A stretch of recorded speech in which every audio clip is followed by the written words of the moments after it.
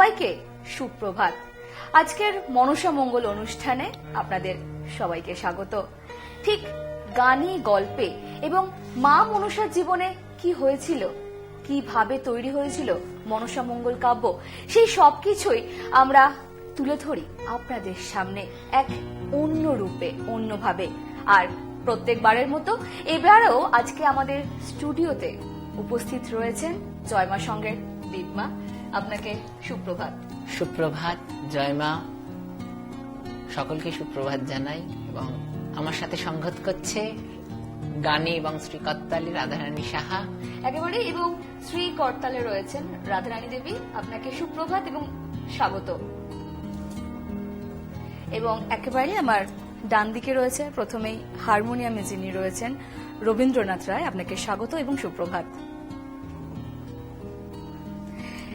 শ্রী ঢোলে রয়েছেন গৌতম নট্ট। আপনাকে স্বাগত এবং সুপ্রভাত। এবং বাঁশিতে রয়েছেন অনিল হালদার। আপনাকে স্বাগত এবং সুপ্রভাত। আজকের আমাদের এই সকালটা যেভাবে আমরা শুরু করি ঠিক সেইভাবেই শুরু করব, কারণ গতবারে আমরা জেনেছিলাম যে মা মনসা কিভাবে অভিশাপে চাঁদ সওদাগরের জন্ম হয়েছিল এবং চাঁদ সওদাগরের যে একটা সুখী জীবন, তারপর সেখানে কিভাবে মা মনসার ঘট লাথি মেরে ভেঙে দেওয়া এবং তারপর ঠিক কি হয়েছিল, সেই সবকিছুই আমরা জানবো আজকে। এবং অবশ্যই আমি তো জানাবো আপনাদেরকেও। এবং সেই যে জানানোর পর্বটা আমি তুলে দিচ্ছি দিদমা আপনার হাতে। হ্যাঁ, আমরা ছিলাম চাঁদ সওদাগর এবং সনকা এবং পদ্মাবতীর সাথে। পদ্মাবতীকে পুজো করছিলেন সনকা, সেখানে ঘট ভেঙে দেয় হেতাল বাড়ি দিয়ে এবং লাথি দিয়ে সব রচনা, পুজোর সব থালা ছড়িয়ে ছিটিয়ে দেয় এবং সনকাকে মারে। পদ্মাবতী তো নাগরথে চড়ে নিজের বাড়িতে চলে গেলেন জয়ন্তীনগরে। নেতার সাথে বসে যুক্তি করছে বিরস বদন মায়ের, মন খারাপ যে মনুষ্য জাতি হয়ে আমাকে অপমান করেছে। অপমানিত বোধ হয়েছে মায়ের, আর মা খুব কষ্ট পেয়েছে। মনের দুঃখে চুপচাপ বসে রয়েছে তার সিংহাসনে, যে কি করব, এবং অষ্টনাগ্নি যুক্তি করছে। তখন নেতা বলল, তুমি মহাদেবের কাছে যাও, মহাদেবের উপায় বলবে। তখন মহাদেবের কাছে কৈলাসে পদ্মাবতী যায়, গিয়ে সব বিস্তারে সবকিছু বলে যে আমার ঘট ভেঙে দিয়েছে হেতাল বাড়ি দিয়ে এবং আমার পুজোর সামগ্রী লাথি দিয়ে ফেলে দিয়েছে।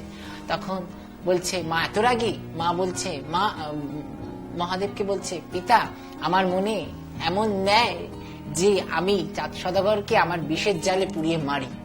তখন মহাদেব বলছে, শোনো পদ্মা, অপূর্ব কাহিনী। চান্দকে মারিবে তুমি, না বলো হেন বাণী। চান্দকে তুমি মারবে, এ বাণী বলো না। চাঁদ সওদাগর যদি মত্রলোকে তোমার পুজো না করে, তোমার মতে পূজার প্রচার হবে না, দেবী রূপে তুমি প্রতিষ্ঠিত হতে পারবে না। চান্দকে প্রাণে বাঁচিয়ে রেখে তোমাকে সব করতে হবে। তুমি এমন কিছু করবে না যেখানে চাঁদের প্রাণে প্রাণে মরে, হ্যাঁ হানি হয়, প্রাণে মরে। তখন মা পদ্মাবতী কথা শুনে ফিরে আসে। তখন নেতার সাথে যুক্তি করে, ফিরে এসে যে মহাদেব এই বলেছেন পিতা। তখন নেতা বলে, পদ্মাবতী একটি বুদ্ধি মাথায় এসেছে, চলো গুয়া বাড়ি নষ্ট করি। গুয়া বাড়ি যখন আমি ছাড়কার করে দেবো, ওই ভয়ে বেটা পুজো দেবে, তোমার হাতে তোমার পায়ে হাত জোর করে পুষ্পাঞ্জলি দেবে। তখন পদ্মাবতী বলল, চলো গুয়া বাড়ি নষ্ট। গুয়া বাড়ি মানে সুপরি বাগান, গুয়া মানে সুপরি, হ্যাঁ সুপারি বাগান নষ্ট করব। তখন অষ্টনাগ এবং ঊনকোটি নাগ, অষ্টনাগকে ডেকে বলে ঊনকোটি নাগ গানদের রাখো। মায়ের তো ঊনকোটি নাগ বাহিনী, ঊনকোটি নাগ আসে, বড় বড় নাগের বড় বড় মাথা, ভয়ঙ্কর বিকট দেখতে, সব নাগ বাহিনী নিয়ে মা পদ্মাবতী নরসিংহ কাটারি হাতে চলল নন্দনবাড়ি ধ্বংস করতে। গিয়ে এক এক করে নন্দনবাড়ি ধ্বংস করে দেয়। বাগানিয়া, যে বাগান দেখায় রক্ষণাবেক্ষণ করে, বাগানিয়া, সে মালিও বলতে পারি, বাগানিয়া ছিল, সেই চাঁদ সওদাগরকে গিয়ে সংবাদ দেয়। চাঁদ সওদাগর মনের দুঃখে ছুটে ছুটে আসে, এসে এই দেখে বলছে, কানের এত বড় স্পর্ধা, আমার নন্দনবাড়ি নষ্ট করে দিয়েছে, সুপারি বাগান। তখন বলছিল দেখি পদ্মা কদ্দূর করতে পারে। আর গর্ব করে নিজেকে মহাদেবের কন্যা বলে, আর লুকিয়ে থেকে এরকম চোরের মতন কাজ করে যে সাহস থাকে আমার সাথে সামনে আসুক লড়তে। এই বলা জঙ্গলি বিধিনী এইসব বলে অকথ্য ভাষায় কথা বলছে মাকে, এমন এমন ভাষায় মাকে কটূক্তি করছে। কবি লিখেছে, লেখার সময় বলছে পুস্তক বাহুল্য আমি কহিতে না পারি, মানে পুস্তকে লিখতে পারিনি আর কি কি বলেছে। মা তো আরো রেগে যাচ্ছে। তখন ধন্বন্তরীকে ডাকে, ধনাকে বলছে ধনা যাও ধন্বন্তরীকে ডাকো। ধন্বন্তরী হচ্ছে ওঝা, ধন্বন্তরী ওঝা। পদ্মা পুরাণী মনসামঙ্গলে বিরাট একটা জায়গা। ধন্বন্তরী যদি বেঁচে থাকে তাহলে কিন্তু মা পদ্মাবতী এই চাঁদ সদাগরের কাছে পুজো নিতে পারবে না। পদ্মাবতী ধ্বংস করছে আর ধন্বন্তরী জীবিত করে দিচ্ছে। তখন ধন্বন্তরী আসে, হুঙ্কারে জীবিত করে দেয়। হ্যাঁ, হাতে ধরে তুলছে, মন্ত্র পড়তে লাগছে না, এত ক্ষমতা তার। হাতে ধরে ধরে এক একটা মরা তুলছে। নন্দনবাড়ি আবার জীবিত হয়ে গেল। সুপারি যেমন সুতলি সেমনই রয়েছে, সব আবার সুন্দর হয়ে গেল। পদ্মাবতী দেখে রেগে গেছে, নেতাকে বলছে নেতা এ কি হলো? তখন নেতাকে বলছে নেতা আমি ধন্বন্তরীকে বধ করব, ধন্বন্তরী থাকলে আমার চাঁদের হাতে পুজো পাওয়া হবে না। তখন নেতা বলছে যে আমি মৃত্যু পথ আমি বলতে পারবো না, ও তো আমার শিষ্য, নেতার শিষ্য, নেতার কিন্তু পুত্র, মানুষ পুত্র ধন্বন্তরী। এই বিদ্যা শিখেছে কিন্তু নেতার কাছ থেকে।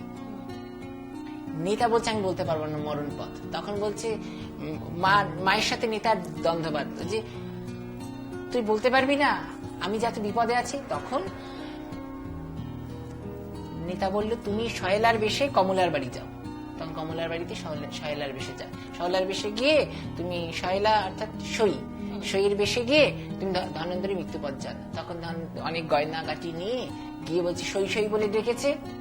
কমলা বেরিয়েছে, কি সই বলছে? আমি ছোটবেলার সই, তুমি চিনতে পারছো না, এতদিন হয়ে গেছে, আমি এসেছি তোমাকে দেখতে। তোমার স্বামীর অনেক নাম শুনেছি, আমি তাই ভাবলাম আমার সই কমলা, ধন্বন্তরীর স্ত্রী হচ্ছে সহধর্মিনী হচ্ছে কমলা দেবী।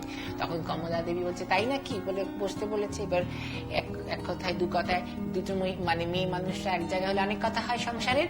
তখন মা ধন্বন্তরীর স্ত্রীর মাথায় বুদ্ধি দেয় যে তুমি ধন্বন্তরীর মৃত্যুপথ যান। ওই বুদ্ধি দেওয়ার পরে ধন্বন্তরীর মৃত্যুপথ যান। কিভাবে জানলো? কমলাকে শিখিয়ে দিল, আজ তোমার পতি আসলে তুমি তোমার পতির কাছ থেকে এইভাবে জেনে নেবে যে কিভাবে তোমার মৃত্যু পথ এবং বাঁচবে কিসে। তখন কমলা শুনে তাই হলো। মা কি হলো, বেরিয়ে গিয়ে শ্বেত মাছি রূপে ওর ঘরে এক কোনায় রইল। মা ঘরের মধ্যেই আছে শ্বেত মাছি রূপে।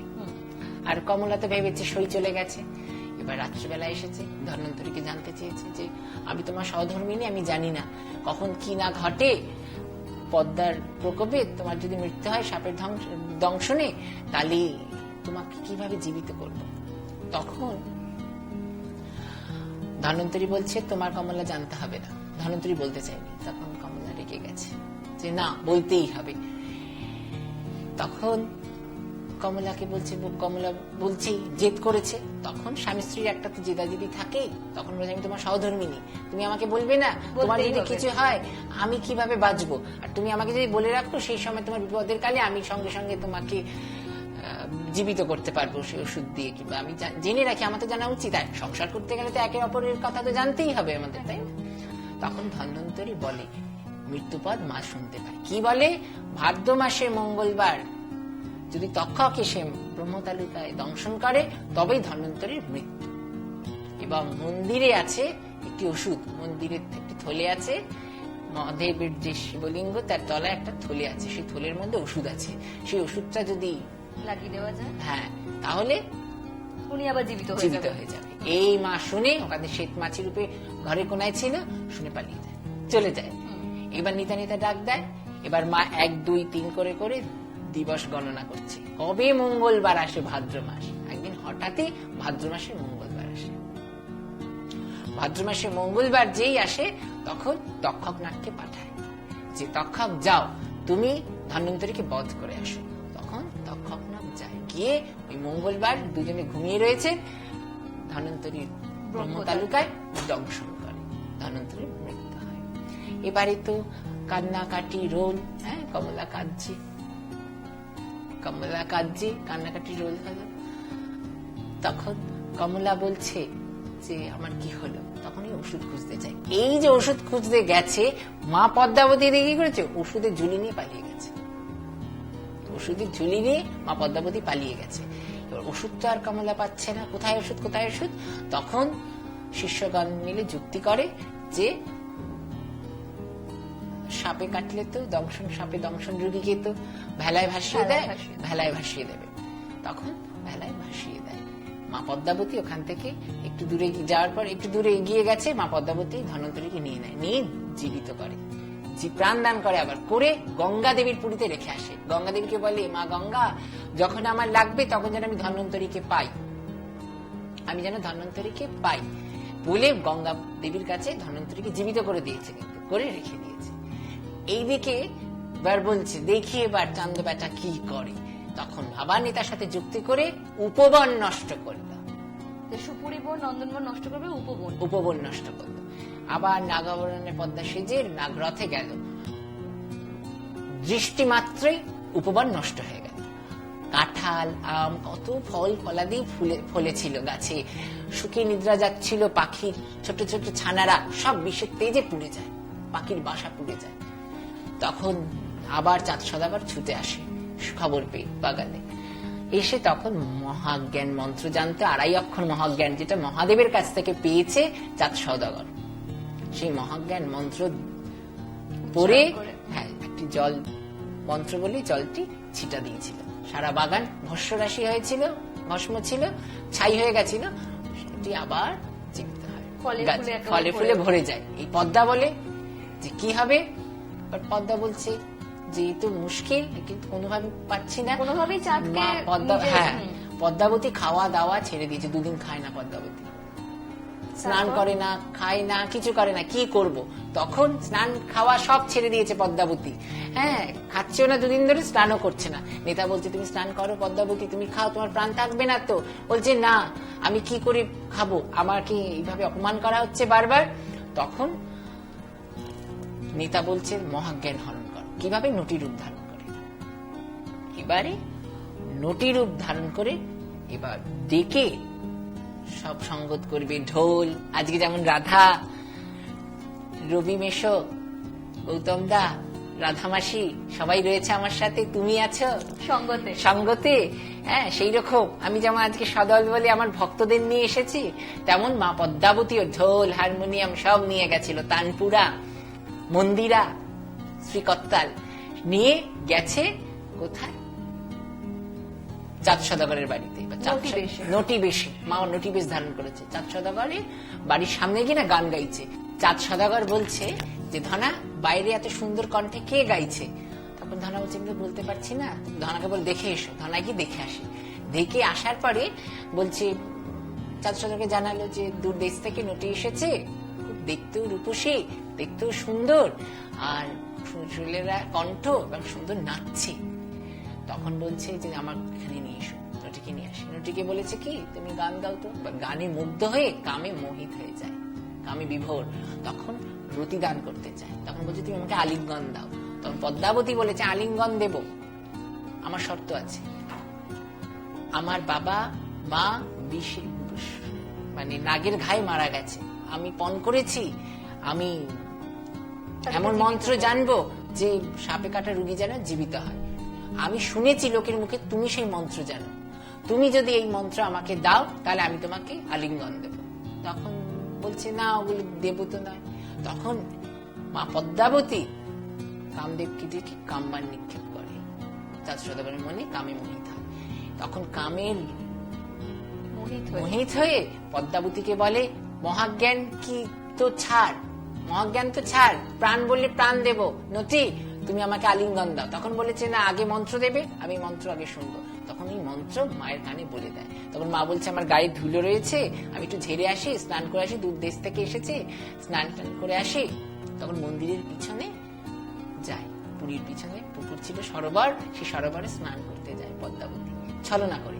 স্নান করতে গিয়ে চাঁদ সদাগর বলছে, ওরে মূর্খ চান্দু, তুই কার হাতে দেখ তোর মন্ত্র দিলি, আমি পদ্মাবতী, নটি নই।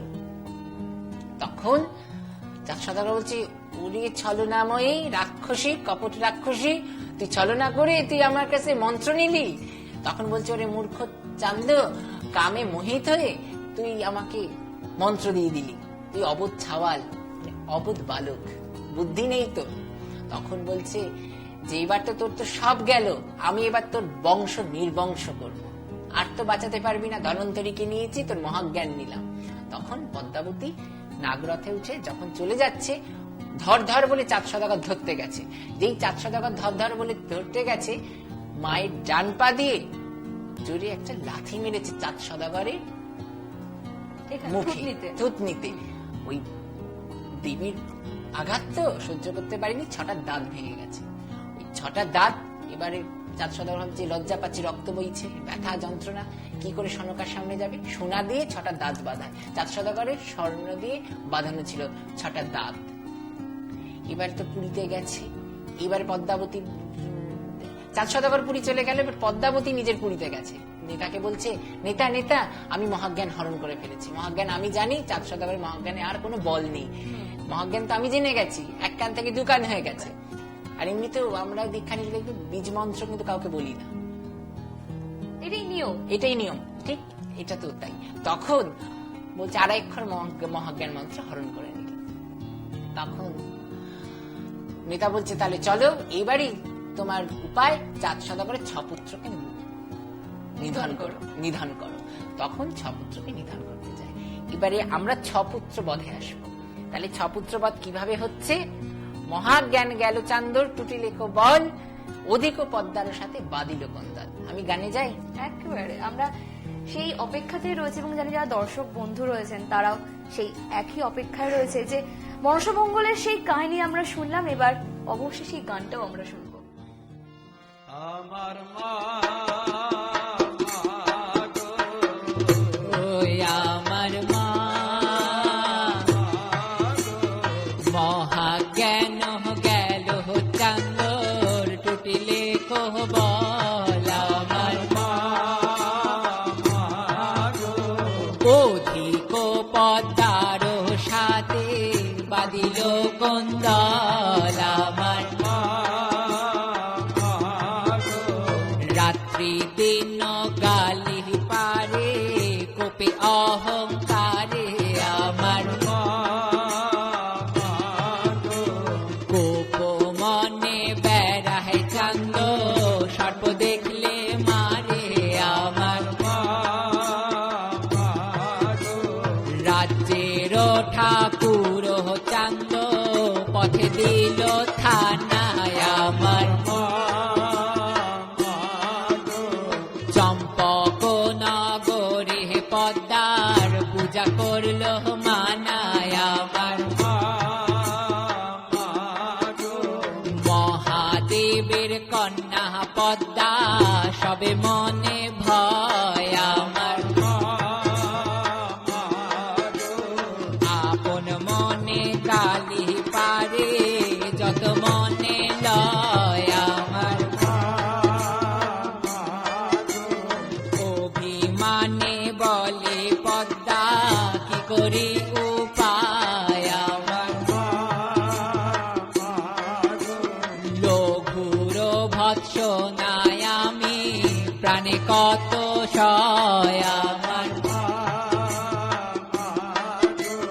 দেবতা মনুষ্যবাদ প্রাণে কত সয়। আমার কোন মতে করব আমি চাঁদের বংশ ক্ষয়। আমার মা গো, আমার মা গো। বুঝতে পারলে কিছু? অপূর্ব। সত্যি আজকের এই সকালটা আমরা এক অন্য রকম ভাবে শুরু করেছি, আর এই ভক্তির সাগরে যেন মনে হচ্ছে ঠিক এখানেই মা মনসার সেই কাহিনী, সেই জীবন কাহিনী আমাদের চোখের সামনে ছবির মতো ভেসে উঠছে। আর সত্যি কিভাবে মা মনসার একের পর এক যে কাণ্ড কারখানা, তা কিন্তু সত্যি খুব নাটকীয়। হ্যাঁ, নাটকে কত সুন্দর কবি লিখেছেন। এবার আমি না আসি, একদম চাঁদ সওদাগর বংশ কিভাবে ক্ষয় করবে যে চিন্তা করছে। নেতাকে যখন বলেছে বংশ ক্ষয় করবো, নেতা বলেছে একসঙ্গে ভাবে বংশ ক্ষয় করা যায় না, তুমি স্থির হও, আমি সময় বুঝে তোমাকে বলবো, তুমি তখন ক্ষয় করবে। এইদিকে চাঁদ সওদাগরের 6 পুত্র কি করছে? 6 পুত্র পাঠশালায় পড়তে গেছে। চাঁদ সওদাগরের বাড়ির সামনেই পাঠশালা ছিল, লক্ষ লক্ষ ছাত্র পড়ে। চাঁদ সওদাগরের নিজের পাঠশালা। চাঁদ সওদাগরের পাঠশালায় সব ছাত্ররা পড়ে। ওখানে নানান রকম, মানে স্কুলে তো আমরা দেখি অনেক ধরনের ছাত্রছাত্রী আসে, ধনী গরিব সব, মধ্যবিত্ত সব আসে মিলেমিশে। ওখানে রাজা 6 পুত্র পড়ছে, তার সাথে একজন গরিব ব্রাহ্মণের পুত্র ছিল, নাম হলো গোবর্ধন। এবারে সবাই বিশ্রাম নিচ্ছে, যেটা বিরতি, টিফিন টাইম। টিফিনের সময়, টিফিন টাইমে সবাই বসে গল্প করছে। কেউ কেউ বলছে আমরা বাড়িতে ফিরে নানা ফলের রস খাবো, কেউ বলছে চিরাকলা খাবো, কেউ বলছে আমি নানান ব্যঞ্জন নিয়ে ভাত খাবো। তখন গোবর্ধন কিছু বলছে না। তখন 6 পুত্রের মধ্যে এক পুত্র বলে উঠছে, কি গোবর্ধন, তুমি তো বলছো না কি খাবে? তখন গোবর্ধন বলছে, কি বলবো, আমার মা গরিব, আমরা গরিবের সন্তান, আমরা পান্তা ভাত খাবো বাড়িতে গিয়ে, আমি খেয়ে যা থাকে আমার মা তাই খায়। এবার 6 পুত্র বলছে পান্তা ভাত মানে কি? পান্তা ভাতটা আবার কেমন হয়? রাজার ছেলেটা তো জানে না। তখন বলছে পান্তা ভাত এমনই যে আগের দিন রান্না করে বিকেল বেলায় ভাতের জল দিয়ে রাখে, আর সকালবেলায় খেতে খুব ভালো লাগে, শরীরে আহ্লাদ বাড়ে এবং অতি শীতল। তখন ওই শুনে 6 পুত্রের বায়না করতো যে আমরাও খাবো। তখন 6 পুত্র কি হলো, ছুটি হয়ে যাওয়ার পরে বাড়িতে আসে পাঠশালা থেকে। বাড়িতে আসার পরে মায়ের কাছে বায়না করে, মা আমরা পান্তা খাবো। তখন রানী বলছে, আমার 6 পুত্র পান্তা খেতে চেয়েছে। রানী তখন বললো, ঠিক আছে বাবা, পান্তা খেতে দেবো। তখন 6 পুত্র বধূকে ডেকে এনে, 6 পুত্র বধূদের ডেকে এনে বলছে, তোমাদের স্বামীরা পান্তা ভাত খেতে চেয়েছে, তোমরা আজকে রান্না করে জল দিয়ে রাখো, কাল সকালে খাবে। যথারীতি 6 পুত্র বধূ তাই করে, রান্না করে জল দিয়ে রাখে। এদিকে পদ্মাবতীকে নেতাজি সঙ্গে সঙ্গে বলে, ওই যে 6 পুত্র পাঠশালায় যুক্তি করেছে পান্তা ভাত খাবে, আর সেই কথা মতন সোনা রানী 6 পুত্র বধূকে দিয়ে রান্না করায়, জল দিয়ে রেখেছে, তুমি আজকেই নাগগন্ধে পাঠাও, পান্তা ভাতে যেন বিষ মিশিয়ে দেয়। যথারীতি পান্তা ভাতে বিষ মিশিয়ে দেয়। তক্ষক নাগ এসে রান্নাঘরে ঢুকে, হাড়ির মধ্যে পূর্ণ হাড়ি ছিল, ভাতে পরিপূর্ণ ছিল, সেখানে পান্তা ভাতে বিষ মিশিয়ে দেয়। ওই বিষ মিশানো ভাত রয়ে গেল। পরের দিন সকালে 6 পুত্র যখন 10 দণ্ড বেলা, দুপুর বেলায় বসেছে পান্তা ভাত খেতে। তখন রানী সবাইকে খেতে দিয়ে সবাই আনন্দে খাচ্ছে। আর পদ্মার মায়ার তো বোঝার মানে ভার, অমৃতের মতন লাগছে পান্তা ভাত। 6 পুত্র পান্তা ভাত খেয়েছে। 1 গরাস 2 গরাস করতে করতে 5 গ্রাস যখনই খেলো, তখনই বিষে সারা শরীর ছেয়ে গেল। আমরা তাহলে গানে ফিরি। 6 পুত্র বধে আছি আমরা। এবার 6 পুত্র বধ। আমার মা গো, আমার মা সর্বাঙ্গ ছাইল বিষে পরে 6 জনা আমার। কেহ বলে মা গো আমার, মাথা কেন ঘোরে আমার। কেহ বলে মা গো আমার, গায়ে জ্বালাতন আমার। কেহ বলে নিদ্রায় আসে, মুখেরাও নাই আমার। কেহ বলে কি খাইলাম আমরা 6 ভাই আমার। কেহ বলে বিষ ভাতে পদ্মা নীল প্রাণ আমার। মুখবাহী পরে লাল নাহি সরে রাও আমার।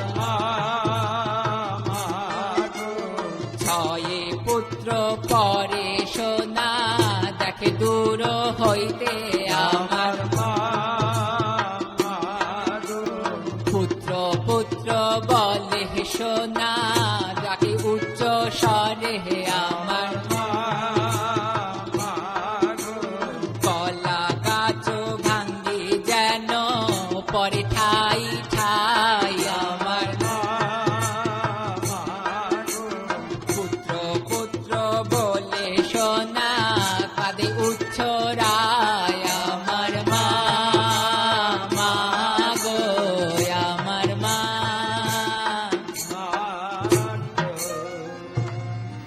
মা মনসার কাণ্ড কারখানা এই একের পর এক যে নাটকীয়তা বিজয়গুপ্ত মনসামঙ্গল কাব্যে তুলে ধরেছিলেন, ঠিক সেই কাব্যের প্রত্যেকটা পাতার বর্ণনা আজকে দিনমায়ের মাধ্যমে আমরা একেবারে সেটা চাক্ষুষ করতে পারছি। তবে হ্যাঁ, এই গানের ব্যাখ্যায় আমরা আসব আবারও আগামী সপ্তাহে। আজকের মতো বিদায় জানাতে হবে, কারণ হাতের সময় একেবারে নেই। আশা করছি আপনাদের আজকের এই সকালটা একেবারে অন্য রকম ভাবে শুরু হয়েছে এবং পরের যে সময় সেই সময়টা আরো সুন্দর যাবে, আরো ভালো যাবে মা মনসার নাম করে। আজকের মতো বিদায়। আপনাদের সবাইকে অসংখ্য ধন্যবাদ এবং ধন্যবাদ আপনাদেরকেও।